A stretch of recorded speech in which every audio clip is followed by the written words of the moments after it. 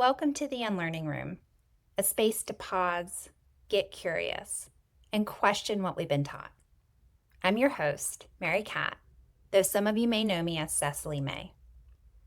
Today, we're unlearning the reflex of blame, that loud inner voice that promises safety by pointing fingers. We'll explore why blame feels powerful, but is actually our protective parts, aka our ego, shielding our shame at the cost of connection. And we'll look at how shifting toward accountability through the C.A.R.E method can rebuild trust and deepen relationships. So settle in, take a breath, and let's step into the room together. Blame is loud. Accountability is steady. We scroll past countless online accountability posts, but much of it's really blame in disguise. When blame is the foundation of our earliest communication and example of conflict resolution, we grow into adults without the skill of secure accountability. And the truth is, this isn't just confined within our individual homes, but rather our culture was built upon and is saturated in a blame mindset. Proving you're right becomes the stand-in for feeling safe or connected. So here's the question.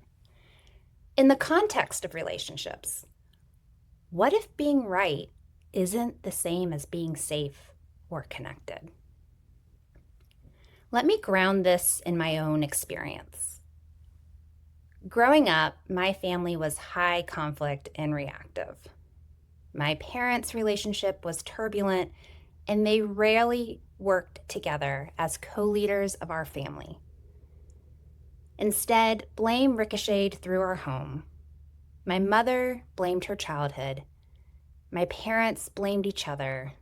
And together, they blamed us kids for the chaos around us. I was a scrappy, outspoken child, quick to notice unfairness and just as quick to speak up. When blame was tossed my way or pinned on someone else unjustly, I pushed back and hard.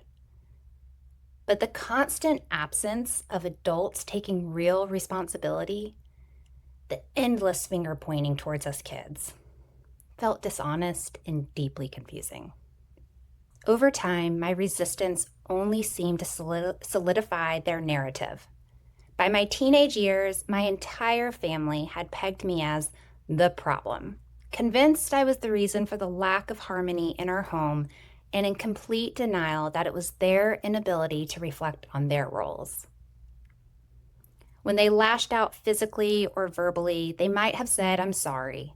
But instead of taking responsibility, they justified their actions, and only to later repeat them with the reason, "You talked back," as a valid excuse.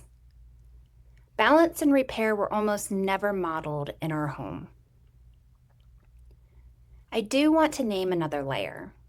Away from the family home, outside the full family system, my dad was more often than not a secure enough parent for me. Outside of the family system, he modeled secure accountability, and we could discuss nearly any topic, which made family time even more confusing and unbearable for me as he was often preoccupied with his own triggers around my mom's behaviors. As an adult and 12 years into my own parenting journey, I can hold compassion for the parts of me that weren't protected by him, while also remembering the healthy enough connection I experienced with him one-on-one. As humans, our relationships with blame, accountability, and attachment wounds are complicated, to say the very least. And when unprocessed, they can show up differently depending on the role we occupy. But that's a conversation for another episode. Back to blame in my childhood. You see, in friendships, I swung the opposite direction than I did at home. I over-apologized and over-accepted blame. Even when it wasn't mine, I felt like it was all of my fault and my duty to shield others from being shamed. Shame had already soaked into my sense of worth, So taking blame, even unfairly, felt safer than confrontation. Even though I resisted my family's blame-heavy ways, I had internalized their patterns. And the result? A shame-soaked blame mindset. Except instead of pointing at everyone else, my fingers pointed inward. You see, blame and shame are besties. They're inseparable. Blame isn't just reactive, it's ego stepping in to shield vulnerability. It convinces us that someone else's behavior caused our trigger, aka our shame response. That power feels protective, but it's fleeting and false, and it isolates us. Think of Brené Brown's insight.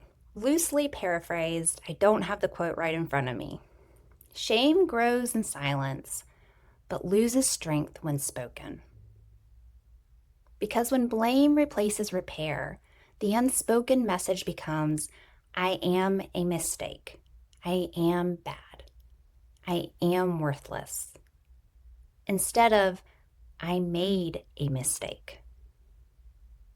Over time, shame buries our innate confidence, and unprocessed shame leaks out as blame.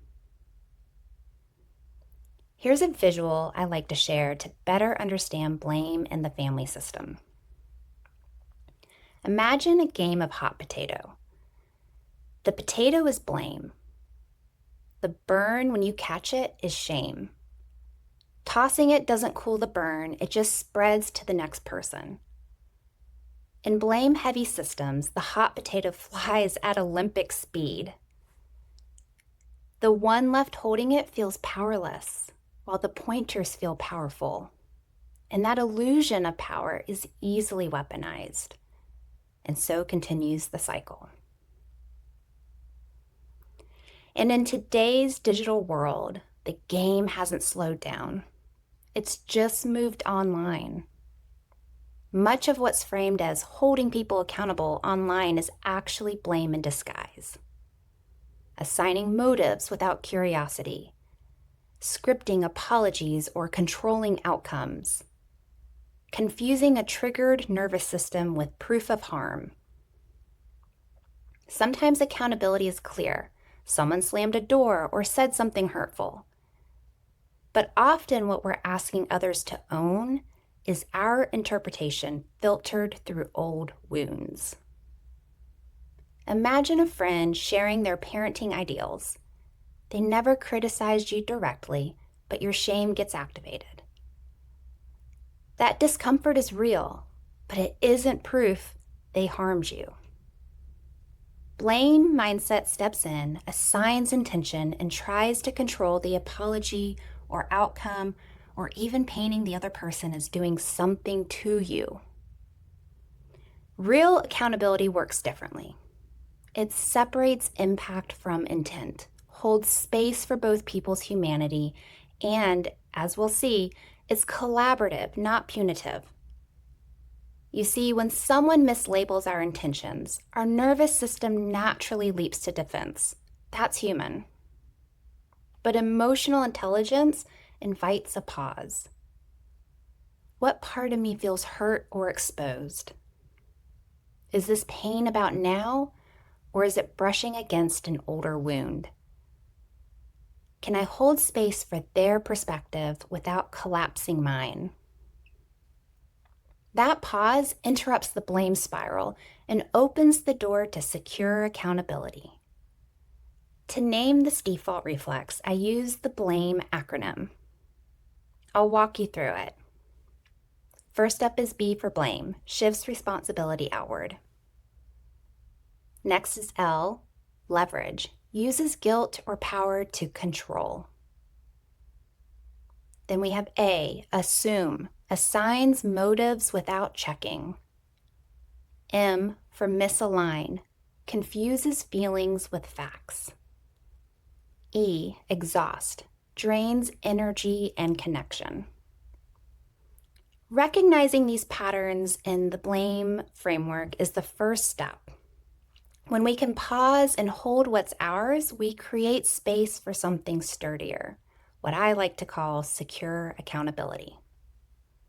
You see, secure accountability isn't a courtroom verdict, it's collaborative. In mutual disagreements, it doesn't mean one person wears all the blame. And circling back to Derek Scott's teaching from last week, you don't need perfection. Even 30% self-energy supports your nervous system as you make this shift. Parts language can help here. Naming the part of you that interpreted someone's words as an insult isn't excusing your reaction, it's understanding it.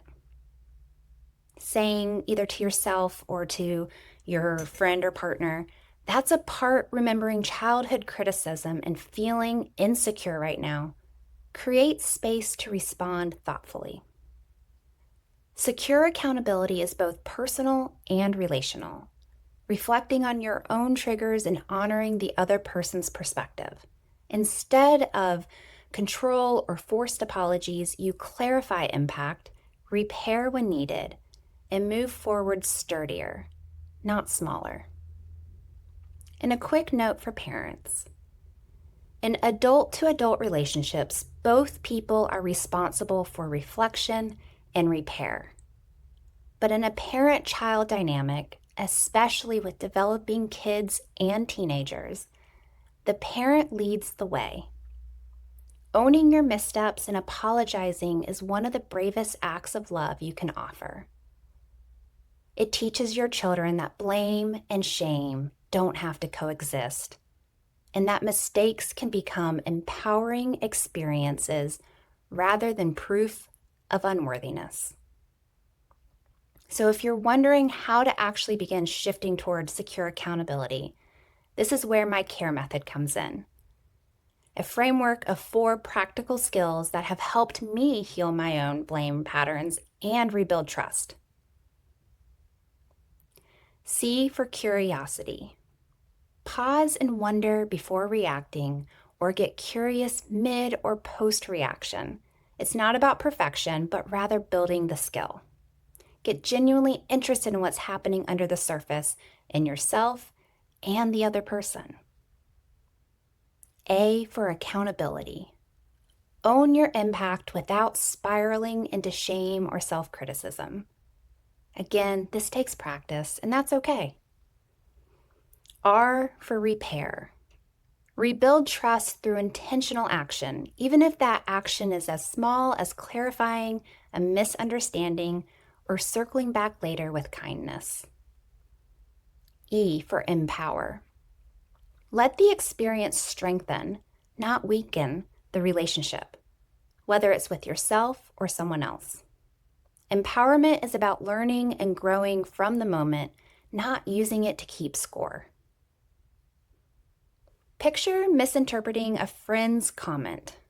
Instead of stewing or crafting a mental case against them, you pause with curiosity, name what came up for you, own your reaction without self-attack, clarify and repair, and then use the moment to deepen your connection. That's C.A.R.E in action, a path that turns blame's false power into genuine connection and trust. When you practice C.A.R.E, you're not aiming for perfection. You're building sturdiness. These 4 steps become stepping stones towards secure accountability, a collaborative, compassionate process rather than a power struggle. And even small shifts, just 30% self-energy, can completely change a conversation's trajectory. As you sit with that, let's distill today's exploration into a few unlearning takeaways. Small anchors you can carry into your week. Blame feels powerful, but it's a shield for shame. Feelings are real, but filtered through history, not always proof of harm. Accountability is a bridge back to connection. Ego protects, self connects. And even 30% self-energy can change the trajectory. This week, I invite you to notice a moment when blame whispers. Pause. Ask yourself, what part of me feels threatened? What might this reveal about my history or insecurities?